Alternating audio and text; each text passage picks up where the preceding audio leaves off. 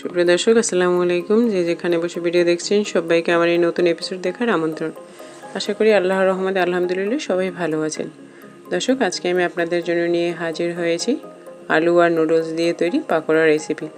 এটি খেতে যেমন দুর্দান্ত আর সময় লাগে খুবই কম। তো রেসিপিটি যদি তৈরি করতে রেসিপিটি সম্পূর্ণ দেখুন, দেখে ভালো লাগলে একটি লাইক ও চ্যানেলটিকে সাবস্ক্রাইব করুন। তো দর্শক, এই পাকোড়া তৈরি করতে আমাদের প্রথমে লাগবে আলু। তো দুটো আলু আমি সিদ্ধ করে নিয়েছি। এটাকে আপনারা চাইলে এরকম গ্রেডারের ছোট অংশ দিয়ে গ্রেড করে নিতে পারেন, আবার চাইলে এরকম আমার মতো হাত দিয়েও কিন্তু ম্যাশ করে নিতে পারেন। তো ম্যাশ করার সময় খেয়াল রাখতে হবে আলুর ভিতরে যেন ছোটো কোনো দানা দানা না থাকে। আর আলুটাকে ঠান্ডা করে নেবেন, কারণ গরম অবস্থায় করলে কিন্তু পেঁয়াজ দিলে পরে ক্যাতক্যাতে হয়ে যায়। তো এখানে আমি বড় সাইজের দুটো পেঁয়াজ নিয়ে নিয়েছি, আর পেঁয়াজগুলোকে আমি একেবারে চপ করার মতো করে কেটে নিয়েছি। আর দিয়ে দিচ্ছি দুটি কাঁচামরিচ, দিয়ে দিচ্ছি হাফ চা চামচ ভাজা মশলার গুঁড়ো, দিয়ে দিচ্ছি হাফ চা চামচ চিলি ফ্লেক্স, আর দিয়ে দিচ্ছি একটু চাট মশলা, আর দিয়ে দিচ্ছি একটু ভিট লবণ 1/4 চা চামচ, আর 1/4 চা চামচ সাদা লবণ। আর এখানে দিয়ে দিচ্ছি বাইন্ডিংয়ের জন্য 1/3 কাপ চালের গুঁড়া। এখানে চাইলে আপনারা কিন্তু কর্নফ্লাওয়ারে দিতে পারেন যদি হাতের কাছে চালের গুঁড়ো না থাকে। তো এখন আমি সমস্ত উপকরণগুলোকে ভালো করে হাত দিয়ে মেখে নেব। তো দেখুন আমার মাখা কিন্তু হয়ে গেছে। তো আমি এখন এটাকে একটা বলের মতো করে এটাকে সাইডে সরিয়ে রাখছি।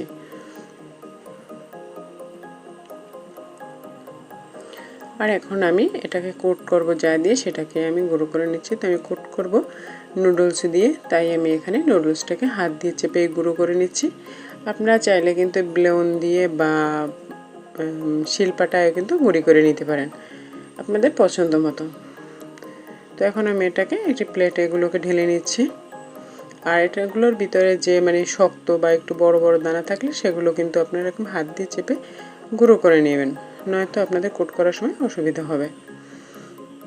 তো আমার এই নুডলসটা তৈরি করা হয়ে গেছে। এখন আমি কোট করার জন্য যে আরেকটা উপকরণ লাগবে সেটা আমি করে নিচ্ছি। তো নুডলসের ভিতরে যে মশলাটা ছিল সেটাকে আমি এখানে একটা বাটিতে নিয়ে নিলাম। আর এর ভিতরে নিয়ে নিচ্ছি আমি হাফ কাপ কর্নফ্লাওয়ার। এখানে চাইলে আপনারা আটা বা ময়দাও ব্যবহার করতে পারেন, তবে কর্নফ্লাওয়ার দিলে এটা মুচমুচে হয়। আর দিয়ে দিচ্ছি হাফ চা চামচ চিনি, সামান্য লবণ, আর দিয়ে দিচ্ছি হাফ চা চামচ কালো গোলমরিচের গুঁড়া। এখন আমি সমস্ত উপকরণগুলোকে ভালো করে মিশিয়ে নিলাম।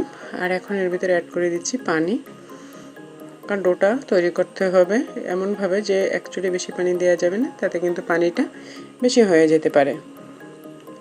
তো ধীরে ধীরে পানি দিয়ে ডোটাকে করে নিতে হবে হালকা হাতে, আর স্মুথ একটা ডো তৈরি করতে হবে। দেখুন এই যে এরকম একটা ডো তৈরি করতে হবে, এর চেয়ে কিন্তু পাতলা বা বেশি ঘন করা যাবে না।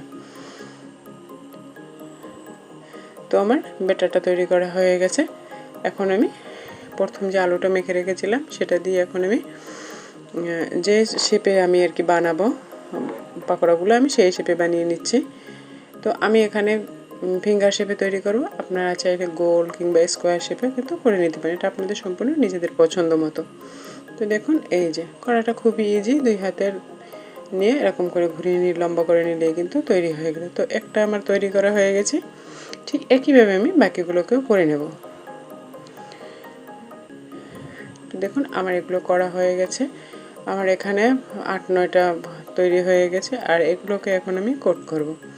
তো প্রথমে যে কর্নফ্লাওয়ারের যে ডোটা তৈরি করেছি এর ভিতরে আমি প্রথমে ডুবিয়ে নিচ্ছি।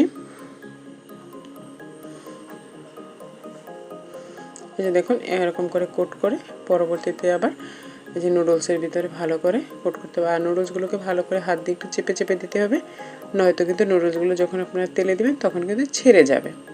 তো সেদিকটা অবশ্যই ভালো করে খেয়াল করুন। আর দেখুন আমি কীভাবে করছি, করাটা কিন্তু খুবই সিম্পল, আপনারা যে কেউ কিন্তু ইজিলি করতে পারবেন ভালো করে খেয়াল করে। তো এই দেখুন আমার একটা নাস্তা কিন্তু তৈরি হয়ে গেছে। আর এইভাবেই আমি বাকিগুলোকেও কিন্তু করে নিচ্ছি। তো আমার বাকিগুলো কুট করা হয়ে গেছে, আমি চলে যাব ভাজতে। আর ভাজার জন্য আগেই আমি চুলায় একটি প্যান বসিয়ে তেল দিয়ে গরম দিয়ে দিয়েছি। হাত দিয়ে উপরে তাপ নিয়ে দেখলাম তেলটা গরম হয়ে গেছে। এখন এর ভিতরে আমি পাকোড়াগুলোকে দিয়ে দিচ্ছি। তো একে একে আমার সমস্ত নাস্তাগুলোই কিন্তু দেওয়া হয়ে গেছে।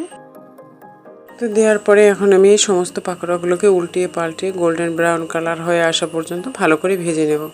আর ভাজার সময় কিন্তু চুলার আঁচটা অবশ্যই মিডিয়ামের নিচে রাখতে হবে, নয়তো কিন্তু পাকোড়াগুলো উপর থেকে কালার চলে আসবে আর ভিতরে কিন্তু কাঁচা থেকে যাবে।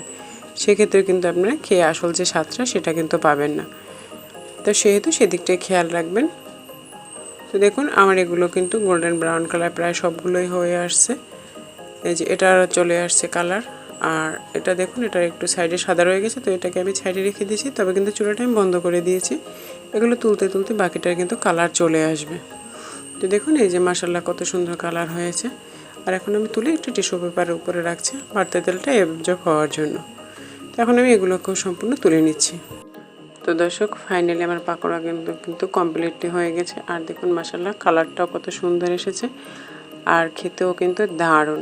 এরকম পাকোড়াগুলো কিন্তু টমেটো সসের সাথে খেতে কিন্তু দারুণ লাগে। আর চাইলে কিন্তু আপনারা চায়ের সাথেও এটা কিন্তু বিকেলে স্ন্যাক্স হিসেবে খেতে পারেন। আবার বাচ্চাদের টিফিনেও কিন্তু এটি দিতে পারেন, খুব পছন্দ করবে। দর্শক, তো আজকের রেসিপিটি আমি খুবই সহজভাবে দেখানোর চেষ্টা করছি। আশা করি আপনাদের ভালো লেগেছে। ভালো লাগলে প্লিজ একটি লাইক কমেন্ট করবেন, আর ফ্রেন্ডস ও পরিবারের সাথে বেশি বেশি শেয়ার করবেন। আর এরকম সহজ ও মজার মজার রেসিপি পেতে প্লিজ আমার চ্যানেলটিকে সাবস্ক্রাইব করবেন। তো আজ এ পর্যন্তই, দেখা হবে নতুন কোনো এপিসোডের সাথে। আল্লাহ হাফেজ।